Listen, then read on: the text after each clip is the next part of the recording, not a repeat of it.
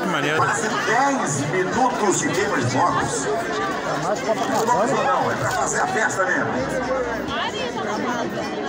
Show pirotécnico do Naná. Maravilhoso, parabéns aí. Maneiro, maior. Aí a fogueira, eu tinha dúvida se era cima, de cima pra baixo ou de baixo pra cima. Com certeza é de cima pra baixo que você quebra. Porque se for de baixo pra cima, aí começa a queimar embaixo, a fogueira cai.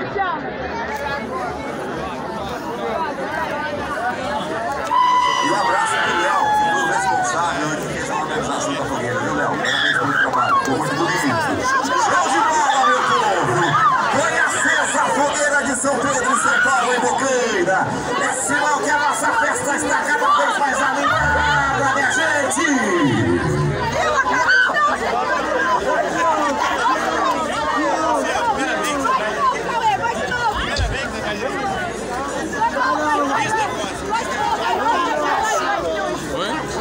E tem mais música pra vocês, vamos lá!